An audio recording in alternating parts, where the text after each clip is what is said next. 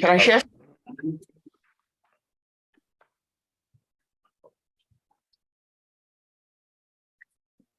Okay.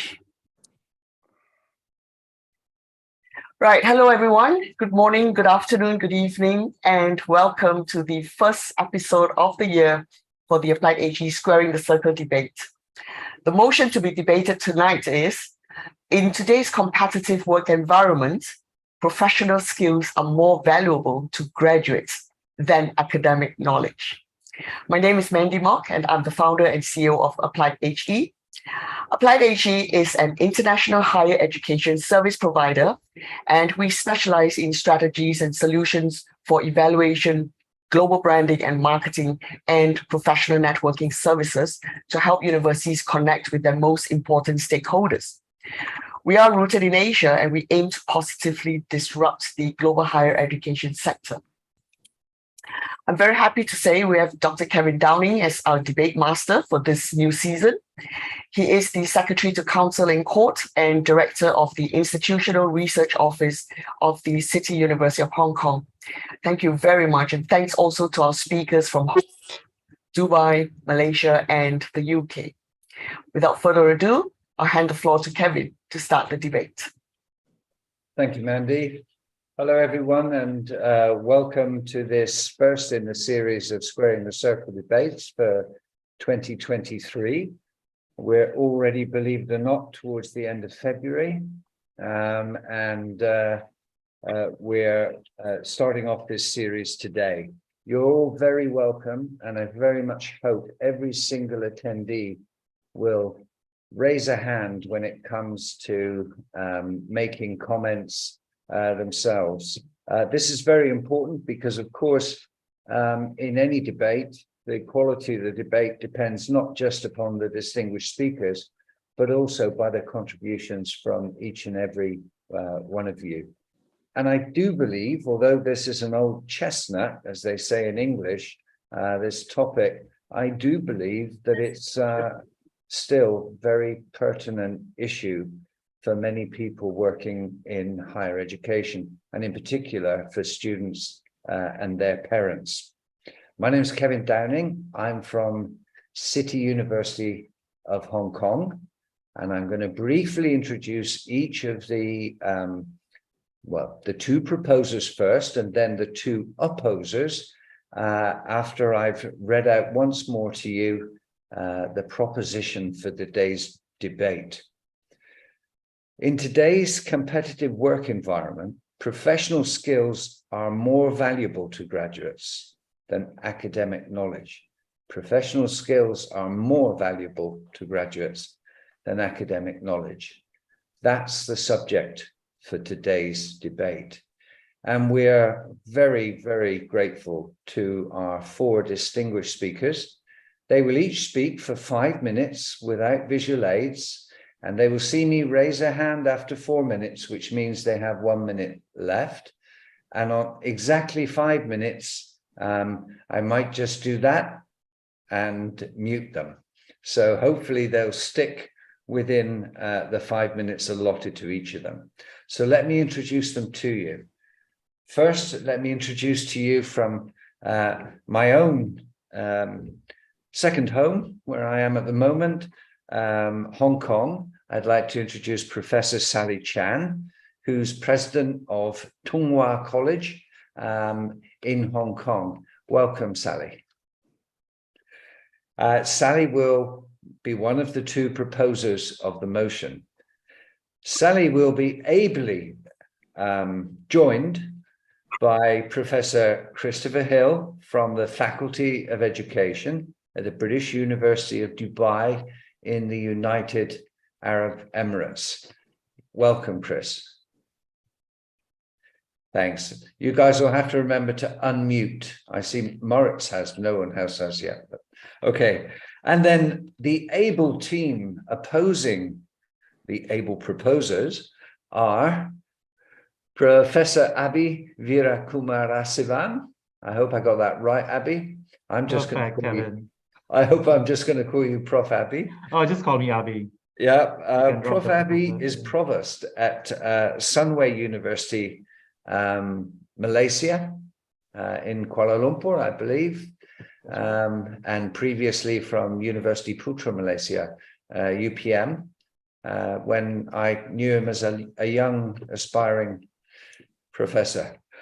Thanks, Abby. And then last but not least, another young aspiring professor, an old friend to me, Professor Moritz van Rooyen, Chief Academic Officer for Global University Systems and President of the University of Applied for Applied Science in Germany. Welcome, Moritz. University of Europe, actually, to be precise, Kevin. Yeah. Thank you very much. Okay, I hope we're all going to have a bit of fun with this, as well as, you know, recognize it's a very serious topic. We shouldn't take ourselves too seriously as academics sometimes, and this is our opportunity to enjoy the debate. Once the four speakers have finished speaking, in fact, before they start speaking, I will take a vote, which I'm going to start now. Simon, can you put the vote up, please? Okay, now you can vote for, agree with the proposition, all the participants, attendees, or you can disagree with the proposition.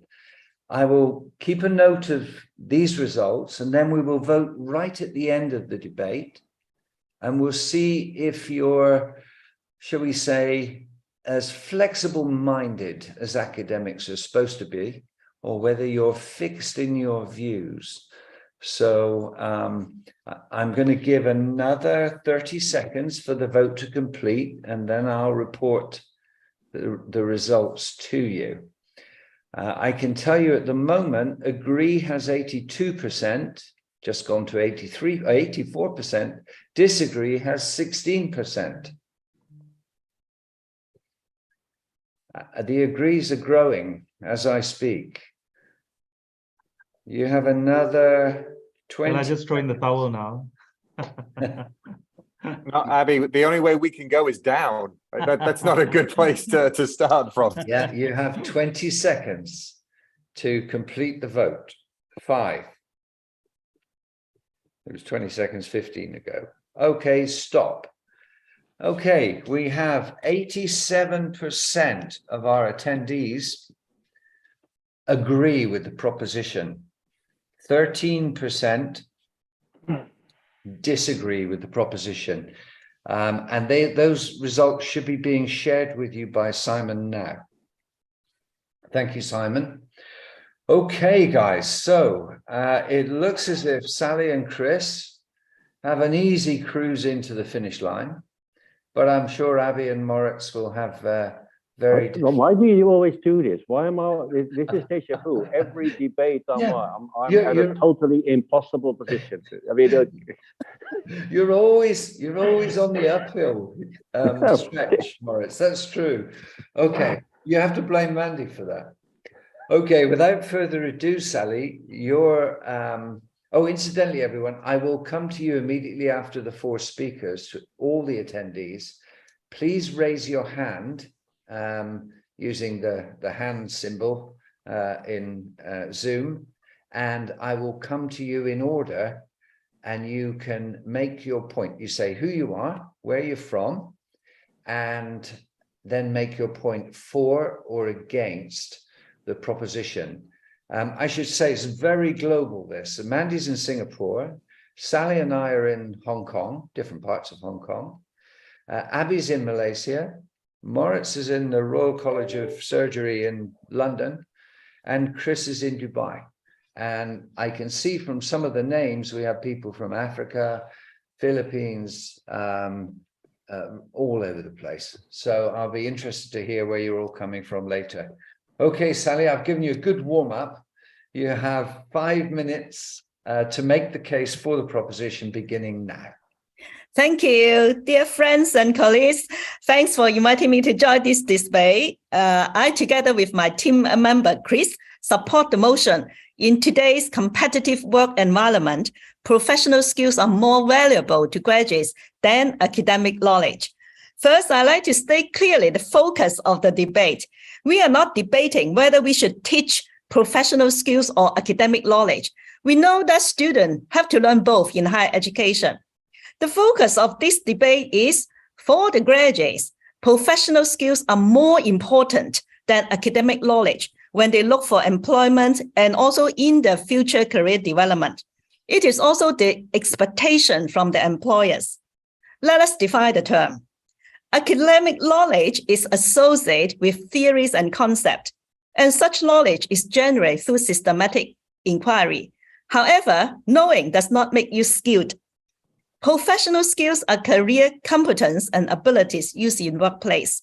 Professional skills are a combination of both discipline-specific skills that are acquired by discipline, or we call hard skills, and soft skills, or we call 21st century skills, such as communication, teamwork, organizational skills, leadership, problem-solving, critical thinking, information literacy, etc. The 21st century skills are not specifically related to any discipline. It is required by all professionals. Professional skills are developed through practice and experience. To make it simple, knowledge is theoretical and skills are practical. One can have great academic knowledge about a subject matter, but might not have the skills required for specific tasks. For example, I'm a healthcare professional. I may have a lot of medical knowledge, but this alone does not make me a successful healthcare professional. I need to develop proficient skills to care for my patient. And my professional skills will continue to increase as I gain more clinical experience. From the perspective of employers, they are looking for job-ready graduates. A recent Harvard Business School study found that employers look for candidates who possess more professional skills, both hard and soft skills, not academic knowledge. The study also found that 37% of employers rank experience as the most important qualification in an applicant. Why? Because experienced graduates have better professional skills. In 2020, the Future of Jobs report from the World Economic Forum found that the top 5 professional skills that employers will be looking for in 2025 and beyond are analytic thinking, active learning, complex problem solving, critical thinking, and creativity. We can see that these top 5 skills have a lot of overlap with the 21st century professional skills, or we call soft skills. The Future of Jobs report also found that skills-based hiring is a major post-pandemic trend in the employment market at the moment and in the future.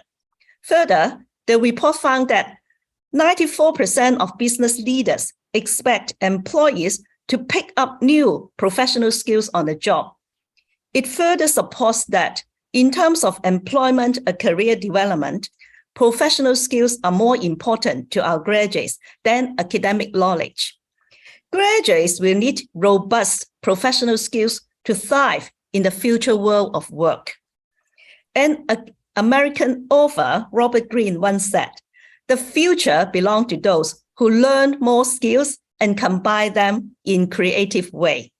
In conclusion, for all these reasons, we strongly support that in today's competitive work environment, professional skills is more valuable to graduates than academic knowledge from both graduates and employers' perspective. Thank you.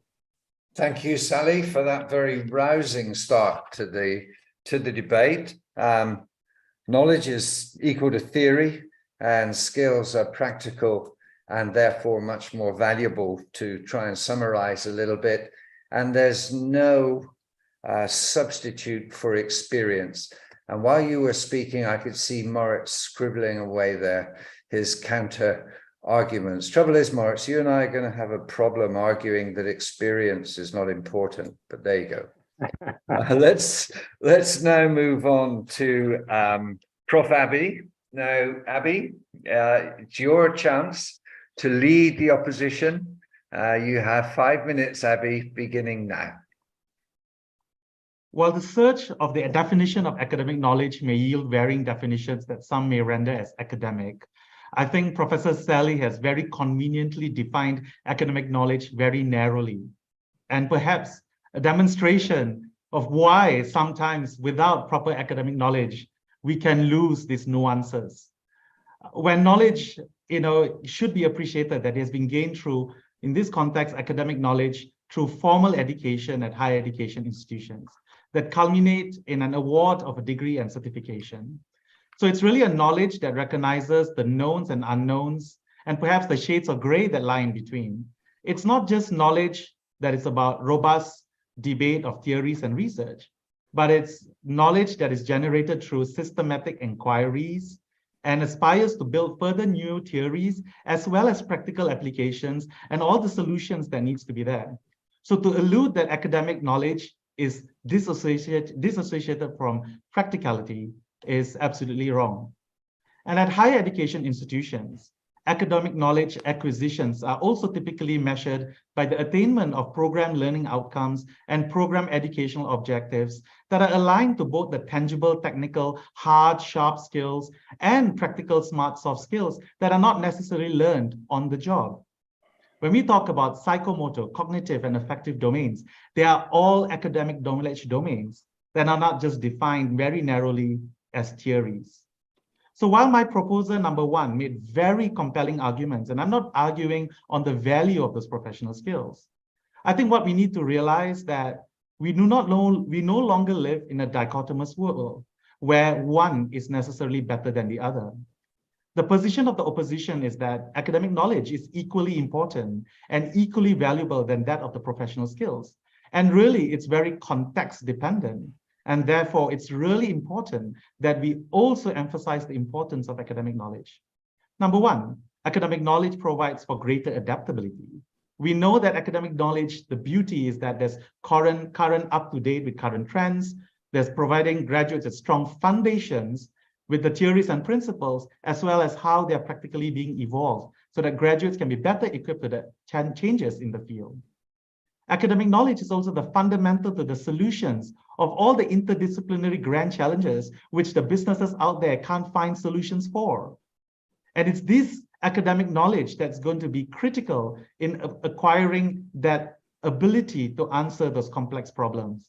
They provide these graduates with critical thinking. To say that the whole systematic inquiry of academic knowledge is devoid of critical thought and innovative is absolute falsehood on the part of our proposer. And finally, academic knowledge is critical towards job security. The fastest growing occupations all require high post-secondary education. I really don't understand when the proposer talks about a doctor that can't perform without professional skills. But if you use that simplistic argument, can a doctor without any academic knowledge perform without that? Would you trust a surgeon who doesn't have that academic knowledge to cut you open? So the question here now is, when we look at the statistics, the US Bureau of Labor Statistics and all the different statistics anywhere else, graduate job prospects are significantly higher. Graduates are paid up to 3 times more and have 6 times lower employment rates. It enhances graduates' professional development, and the academic knowledge provides the graduates with a deeper understanding of that field. So the 3 points that I brought here, right? First of all, requires an appreciation that academic knowledge transcends that narrow definition that Professor Sally created. Academic knowledge covers the 3 domains of psychomotor, cognitive, affective.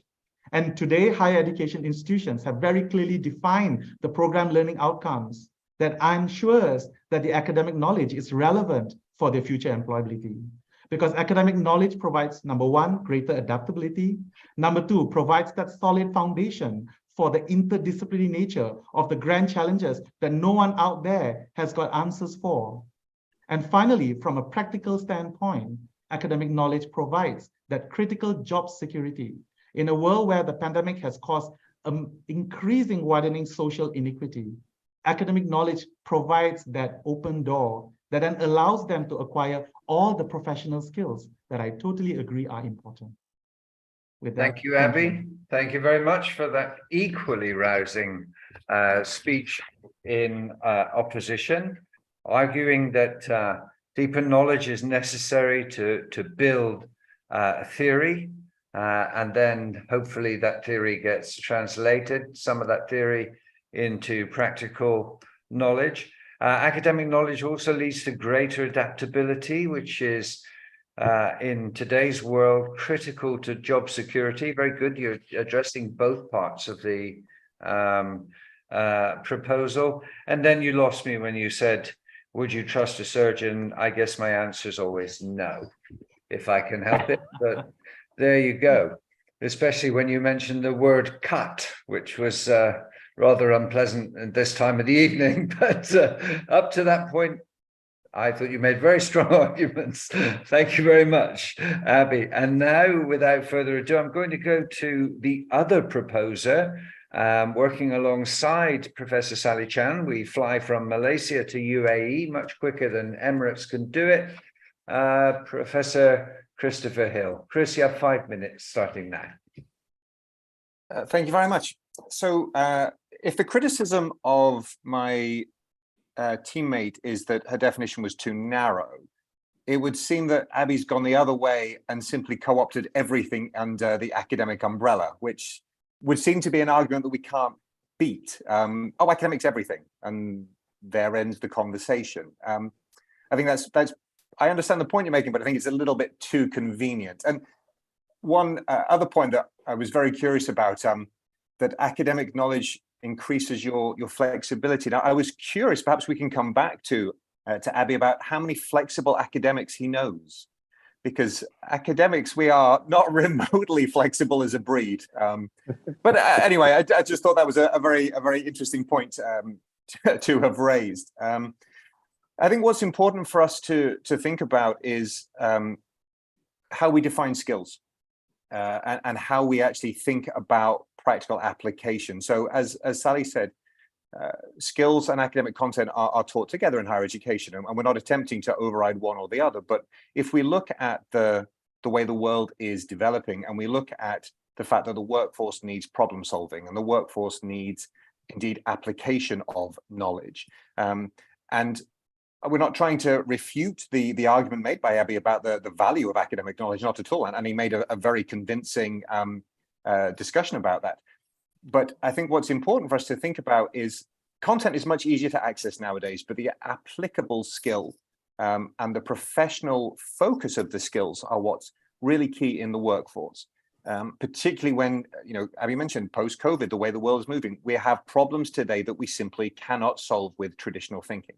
Many traditional approaches, indeed many traditional degrees, are largely unemployable in today's world. And a lot of higher education turns it around and says, well, we can't guarantee employment because the world is what it is.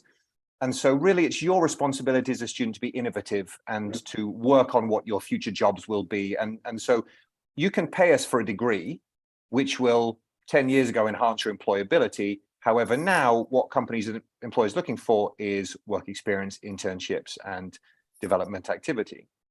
Increasingly, job mobility is on the rise. And so students, when they graduate and they're in employment, they don't tend to have a career. They have jobs and they change jobs. Skills are often seen, and indeed are, more transferable than perhaps the piece of paper, the degree. And I'm sure you must have heard this, those who can do, those who can't teach. Those who can't teach get a PhD and become an academic, is the add-on that my supervisor once told me.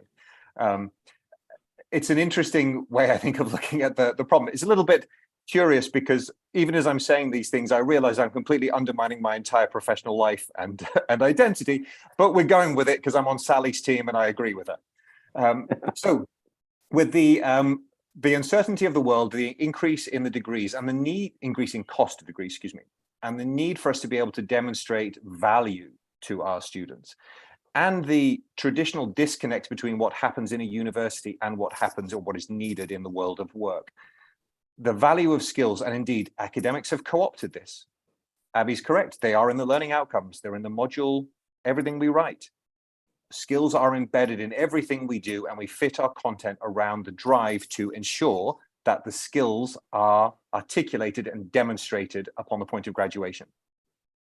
Now, we need an increase in TVET, we need an increase in practical, we need an increase in applicable skill development, because the professional skills are what is needed by the workforce, in the workforce, by the employers, and indeed by the world as we look to solve our problems. So I would say that with the way information has shifted, the learning patterns and behaviors have changed, skill sets are evolving, skill sets are needed, and flexibility is what should be our main goal. And that can be done through professional skills more so than it can be done through academic content. I will stop now with 33 seconds to go before I talk myself out of a job. Thank you, Chris. I think you did a very good job of talking yourself and the rest of us out of a job. I love the idea of a flexible academic. I had this mental picture of one of us trying to do yoga or something, but also I think you're on dangerous ground because you're arguing for flexibility, saying that the audience, like the rest of us, are academics, so we're not flexible, which invites them to vote against you. No, change their mind to demonstrate their flexibility. We'll see. We'll see. That was walking a tightrope, and I think you did it very well. Thank you, Chris. Okay, last but not least, I'm going to go to Prof. Moritz. And Moritz, it's over to you to bring an end to the speakers' views in 5 minutes beginning now. So first of all, I want to thank Chris very much. I mean, I was afraid this was going to become a rather boring debate when we start having to start about discussions of skills and so on. I mean, okay, we lost our audience already, and Chris, you really livened it up, and thank you very much for crossing the line and joining our team and making our case, which is absolutely very much appreciated, Chris. You definitely deserve that beer in Dubai when we meet hopefully in 2 weeks' time. So look, the problem with this debate is that basically we all agree with each other. Of course, professional skills are absolutely crucial for employability. Nobody will be able to argue against that. It would be stupid to argue against it. And it's great that universities around the world, colleges around the world actually recognize that. I mean, to give you an example, University of Petroleum and Energy Studies, UPES in India, which is part of our system, they now dedicate 25% of their time to professional skills, which obviously has a major positive impact on employability. But there's still 75%, which are very much focused on the academic side. And there's a good reason for that. Because you have to be careful that in our enthusiasm, our understanding of the importance of professional skills, we don't get so carried away that we start turning things upside down and actually saying, well, as long as you have the professional skills, who bothers about the academic side? And that's really why I cannot agree with the statement as it's made as it is. In the end of the day, the substance, the real substance of any graduate is their academic ability. The fact that they managed to get into a university, the fact that they have successfully concluded an academic, that is, in the end of the day, what it's really about. I'll give you a simple story to illustrate my point. I think it was 1991 when I was invited as visiting professor at the University of Pennsylvania in Philadelphia. And I was having my breakfast at the faculty club, and I saw a big poster, all PhD candidates invited to a workshop on networking skills at an academic conference, right? And it's true. For employability, for academics, it's absolutely crucial that you know how to network when you're at a conference so that people are visible, know what kind of things you're doing, etc. So very, very important for employability. And also was, really an eye-opener for me to see that they were organizing that kind of workshops. But in the end of the day, you do not make an academic career based on your networking skills. You still need to come up with a really good piece of academic research. The substance is the academic search, and all the other stuff is really supportive, really helpful. So I completely, congratulate applied higher education to actually put this theme onto the debate. It's a very important one. But it also shows when I see that the majority is actually saying, yes, professional skills are crucial, more crucial for employability than the academic side. Guys, we're going into hyper correction here. The essence is still academia. And I appreciate, Kevin, you do not like surgeons, but here I am at the Royal College for Surgeons in London, founded in 1800.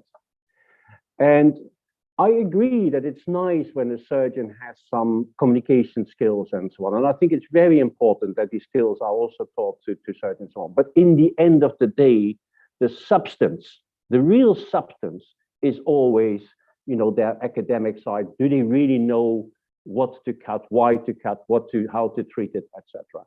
That is really what is at the heart of why we educate people the way we educate them. And all the other things are supportive, very important, 100% supported by me, but let's not turn things upside down. And this is why I was a little bit worried when I saw the result of the initial vote, because I thought, guys, we are at risk here to look at, the package, but not at the substance. We still need to recognize that from an employer perspective, right? So because we're talking about the employability. Now, from an employer perspective, of course, they're impressed when an applicant comes up and has communication skills and social networking skills and team working skills and timekeeping skills, etc. Of course, but in the end of the day, if they have a choice between an Oxford graduate with a great Oxford degree, great mind, but maybe not all the skills they would like to see, versus a well, let's not be careful which university. Let's say University of Poppleton, where they have wonderful skills, but actually they are from the University of Poppleton and anybody can get into the university. They will still go for the one who doesn't have all these professional skills. Why? Because that is something which the academic side you cannot replace by professional skills. We can only supplement it. We should supplement it. Go on, make sure that 25% is dedicated to professional skills, but be careful you don't ignore the fact that in the end of the day, the heart of it, the core of it, is academic side. Thank you. Thank you, Moritz, for that very passionate opposition. Acknowledges that skills are crucial, but argues that academic ability is essential. Very grateful to the very articulate Professor Chris for supporting, as Moritz puts it, the opposition. I'm not sure that's really fair, but all's fair in love and debates, so that's fair enough. Talked about, again, it switched me off, communication skills for surgeons. Moritz, hopefully you're under anesthesia. They don't need exactly, that's what I mean. If you wake up and they've got to talk to you, oh my goodness, I don't want to go there. So anyway, very nice debate, guys. Thank you very much. While I give now all our attendees, who I hope have been enjoying this as much as I have, it's really energized me at the end of a very long day. It's kind of 8:35 here in Hong Kong, but it has energized me. Really good debate, some very good points made.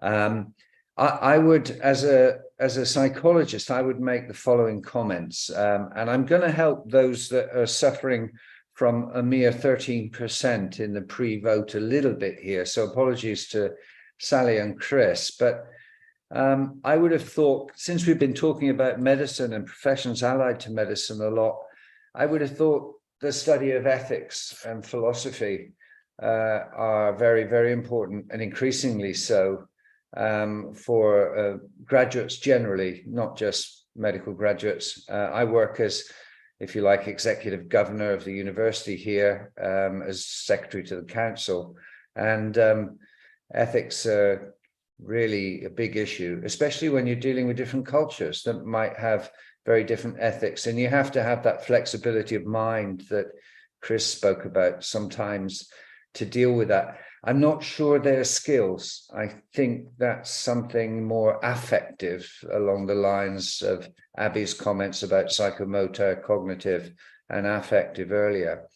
The other thing is, I've also written a couple of articles in my career about something called metacognition. Many of you will be familiar with it. Metacognition is thinking about thinking, and something Moritz said resonated with me. When we get these academically gifted students come to our universities, What do we want to do by the end of their time at university? Well, I always argue that one generic, you might call it a skill, you might call it something else. One generic thing they all need, and they all should leave university with, is the ability to critically analyze when they are thinking about thinking. And I think if I had, of course, there are people that didn't go to university that can do that. But I think university is a shortcut to teaching people, helping them to learn how to think about thinking in a critically analytical and reasonably, it's not ever possible, reasonably objective way. So, attendees, I would like to see some hands go up. I recognize some of the names here. I'd like to say hi to Noor. Nice that you've joined us. I bet you just spilt your tea now. I've suddenly called you out. And if possible, I will click to allow you to talk the moment you put your hand up. So you know where the little hand symbol is. Please click on it, and I will then come to you immediately for comment. So who have we got here? Perhaps I can invite some. Don't be shy. This is an important debate. We want to hear what you think. And if you don't think anything, then why are you here? Be very, very interesting to hear your views. So who have we got? We've got Azman. Are you listening from Malaysia?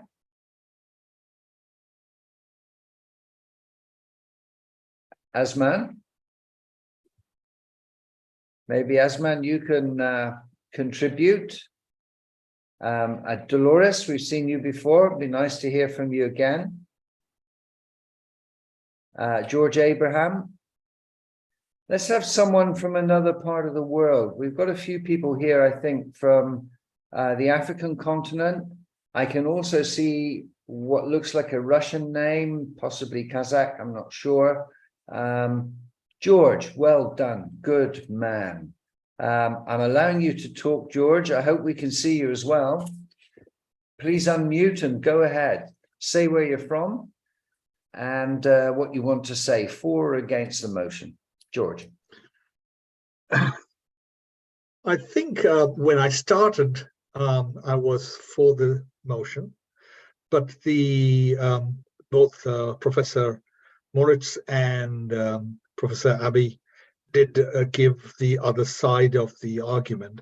But you know, as we develop the skill sets of working with different parts of the world, I think so you start unlearning some earlier basis of your understanding of this argument, and you need to unlearn and relearn things in a very dynamic way.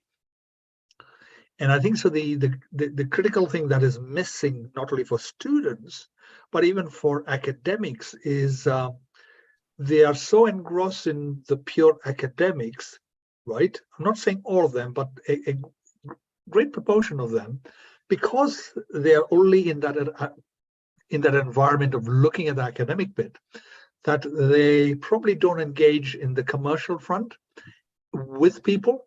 And therefore, you know, when you're working with a cross-cultural group of people, and if you're looking from a business perspective, or if you want to communicate something, right, you've got to, in a very quick 2 minutes, be able to communicate your knowledge into a story. And what I find quite challenging with pure academics is the fact that they're so used to talking, or even techies, they talk the language that somebody else understands because they come from the same field, but are not able to cross over that into capture that the essence of what they're trying to do. And therefore what happens is they tend to throw themselves into so much detail that they lose the whole plot. And I think so. That's one of those big issues. And if I can be on what I attend so many of these of your applied HE and other events that it just opens up. It helps me to learn from different people. That's great. Mandy, you've spoken so well, and you're living proof of a flexible academic. You've spoken so well. I saw Mandy noting down your name and email address for a future applied HE debate. So thank you very much for that contribution. I think that was really good. I'm going to move on to Bianca, please, and then I'm going to go to Boon Lian Po. George, where did you say you were speaking from, please? George, have you gone to make a cup of tea? Unmute. Where did you say you were speaking from? I'm talking from just outside London, but okay. But my work takes me right across the globe. Okay, so you're not far away from Moritz. Maybe he'll come over and buy you a beer before. Yeah, well, the thing is, well, definitely, because we're connected actually for quite some time, but we've actually not met in person. Okay, all right, that's great. Thank you. You're welcome at Lincoln Inn Field. Sure. Bianca, I'm going to allow you now. Please say where you're coming from, and then please go ahead, Bianca. All right, good afternoon, everyone. Where I am right now, it's around 20 to 3 in the afternoon, so it's still a bit early. My name is Bianca, and I am from South Africa. And I am a lecturer at the Central University of Technology, the most central part in South Africa. So when the topic started, I was for the topic that in today's competitive work environment, skills are more important. I lecture tourism. And one thing that we have come to realize is that most of the time, employers want people that are all ready to take on the world. They want people that are all ready to start working the moment that they come in. Maybe it's a matter of, because they deal with people, they want people that are able to start talking. They do not want to be starting to teach skills the moment that you come into the industry. So we have a lot of instances where our students do not get employed because they've got all the knowledge, they've got all these qualifications, but they do not have the skills. But again, I think the other challenge that we might be facing, or that we might be the contributors to that. In class, we just give knowledge instead of, I know with sciences, they go for practical, so they get to understand that. Then I have the knowledge, I know how to cut open a person using Prof's words. I know how to cut open a person. But with us, it's a matter of, we hardly teach them how to speak to a client. Most of the time, we give them all the information to say that when you're speaking to a client, you need to be professional, but we never give them the platform for them to try and be professional while in class. So I am still for the topic that you need skills, especially in the tourism industry. Thank you. Thank you very much, Bianca, for that contribution, which I think is very helpful. And it's put a smile on Sally and Chris's face that you're still for it. Just before I go to Boon Lian Po, I'd just like to say, those of you familiar with John Biggs' work will know he uses cognitive science, and he says there are 3 types of knowledge effectively: declarative knowledge, knowledge about facts; procedural knowledge, knowledge is about procedures; and contextual knowledge. It's when you put declarative and procedural knowledge together in, say, a hospital setting or a lawyer's office or whatever. And all of those 3 things lead to working knowledge, for want of a better word, functioning knowledge, he calls it. And it seems to me that I know John quite well, but he's partly right. For me, declarative, procedural, and contextual, there's something missing from that to make functioning knowledge. And the older I get, the more experience, someone referred to earlier on, that I get, to realize there's some magic element that I can't quite put my finger on or define that's missing from those 3 elements. And somehow we gain that through our lifetime. And I'm not sure whether that's a skill, whether it's wisdom, what it is, but I just throw it out there for people to consider. I'm now going to go to Boon Lian Po. Thank you very much, Lian Po. You're also shy, Yes. you're not showing your video. Where are you from? Singapore, I expect, or Malaysia? I'm from Malaysia. Yeah, go on. My name is Bun Lian. I'm a lecturer in Sunway College, Johor Bahru. Hi, Prof. Abi. I don't have the button for me to show my video. Okay. Yeah. So I think when this question is being put forth, we already, I mean, for me, I personally choose agree. Because I think that once we are talking about graduates, there is already a certain level of academic knowledge that everyone should have before we can graduate. Therefore, here, when I look at this question, I'm thinking more of employability. So students may have a lot of knowledge, but are they able to apply them? Let me give you an example. Recently, I have a group of students who have to solve some real problem by a restaurant called Vivo Pizza. So by going through whatever solution that they have presented, I found that no, it definitely cannot work. So I find that they have knowledge, but they do not know how to apply it. So if I were to let them go to Vivo directly, they will not be able to present something that is practical and as a solution to the company. So my colleagues and I actually agree that these students, they have the knowledge, but they do not know how to apply it correctly.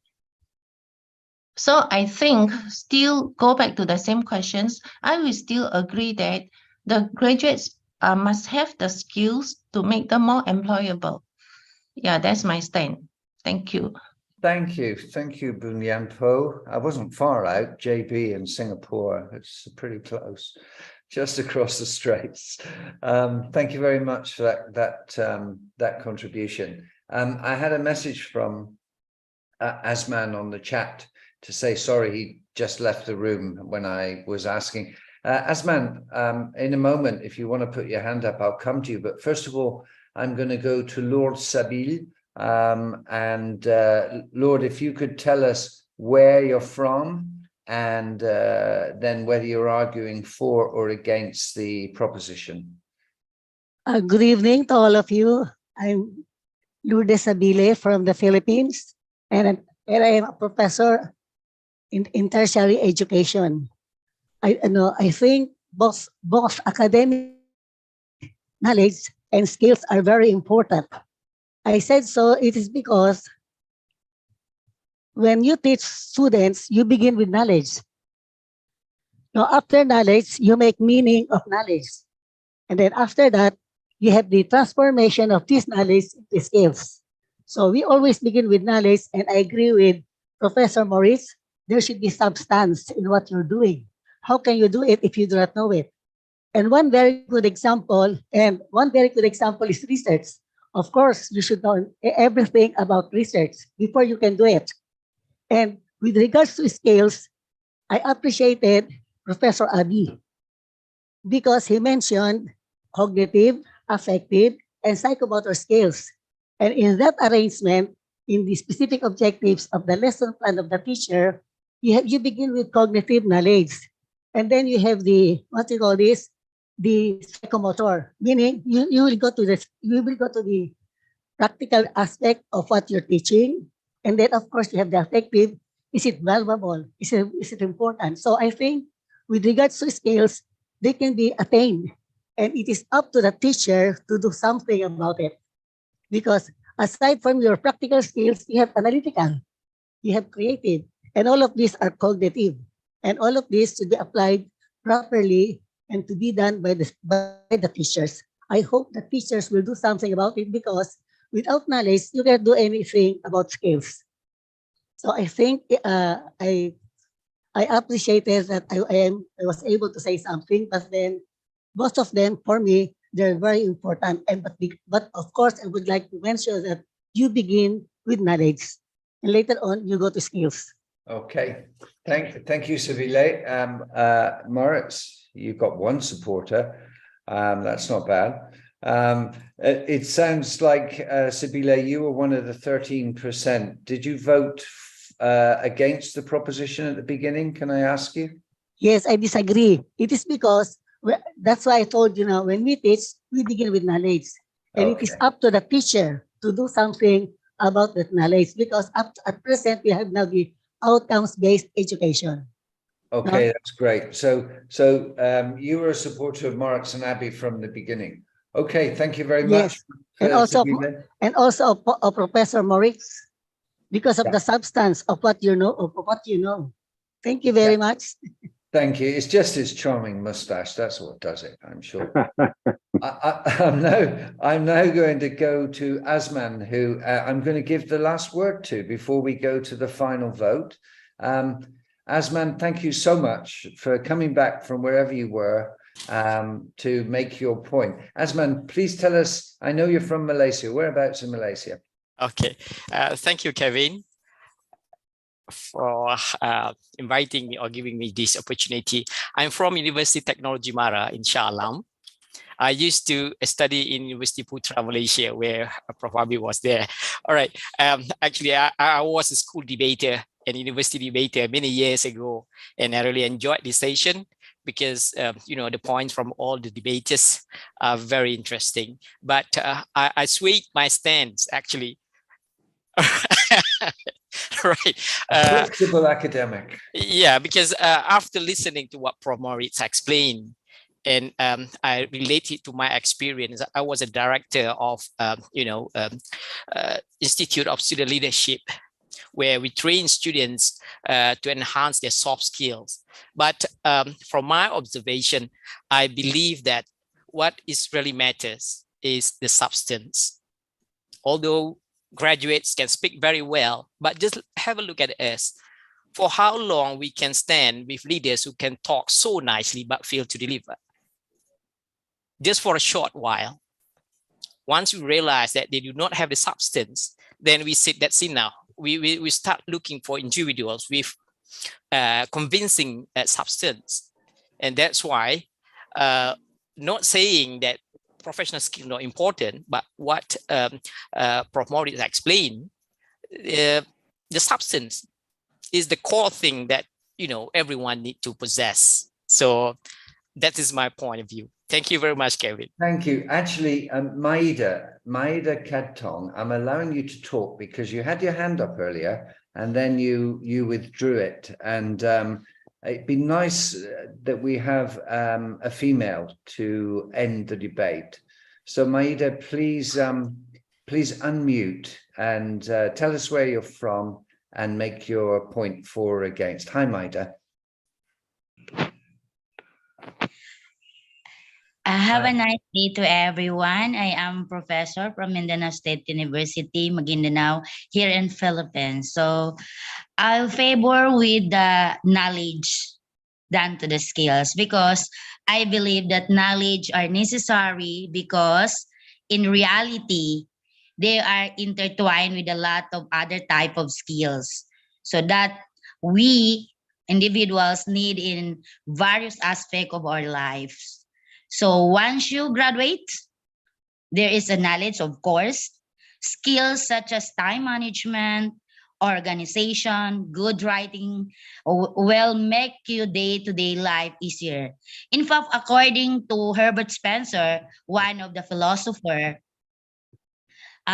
he stipulated that if you want your country or society be industrialized, we need to produce more knowledgeable individual.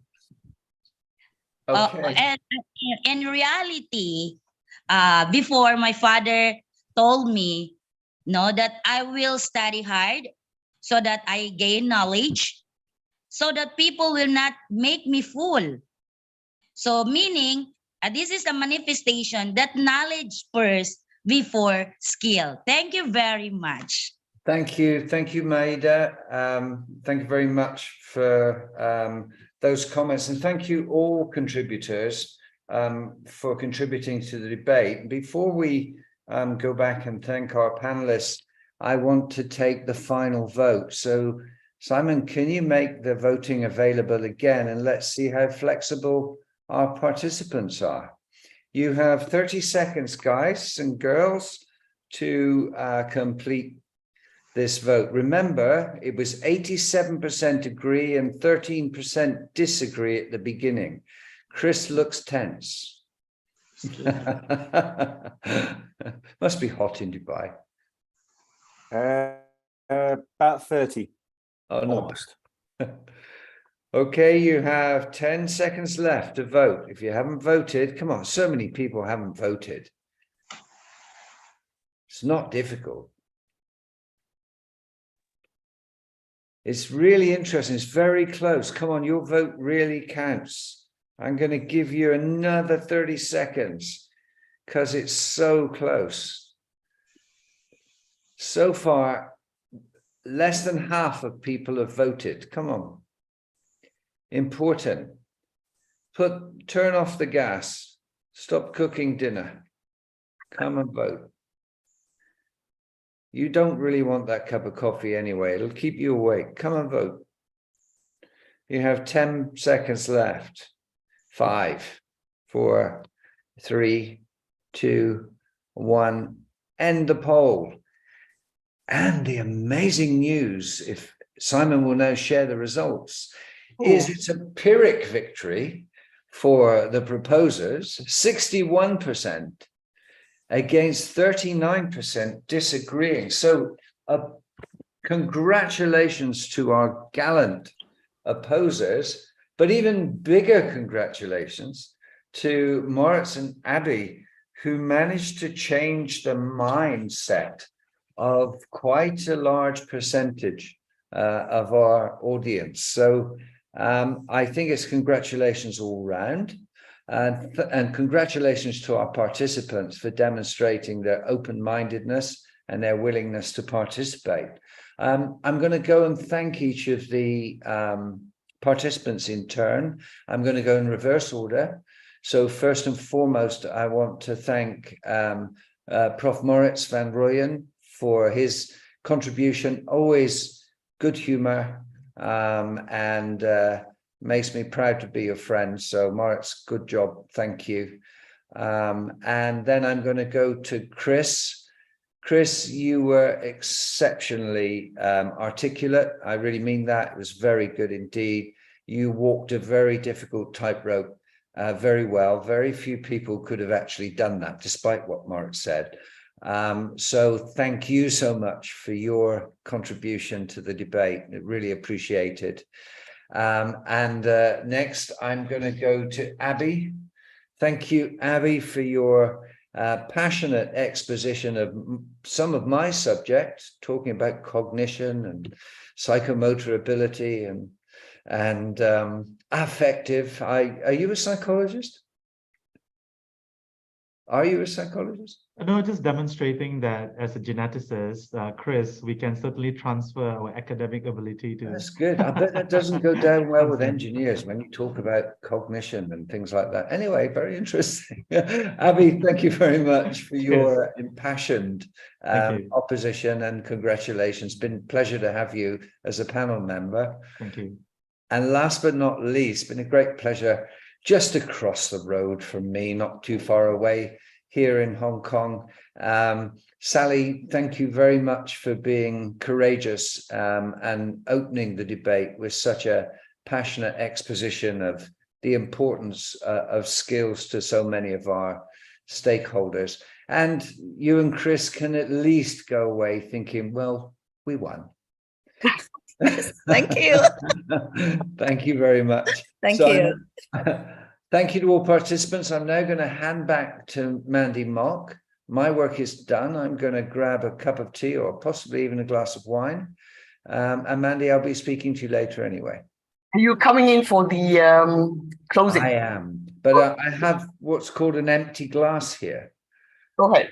That now needs to be at least half full. So you very much, everyone, for the very impressive discussion. I hope you've all enjoyed it. Now, I'd like to thank and express my appreciation to our lively and passionate debaters, and of course, our debate master, Dr. Kevin Downing, who's got to get himself a cup of tea. A big thank you to you, all the participants, for joining our very first episode of the year. While I'm going through my presentation, my colleague Simon will be quietly upgrading all of you to panelists so that you'll be able to meet and greet each other at the end of this event. So please do not decline when he's upgrading you. We'd love to see as many of you as possible, but please mute your mic till I finish my presentation. The next Squaring the Circle debate is on the 21st of June at 8 p.m. Singapore time.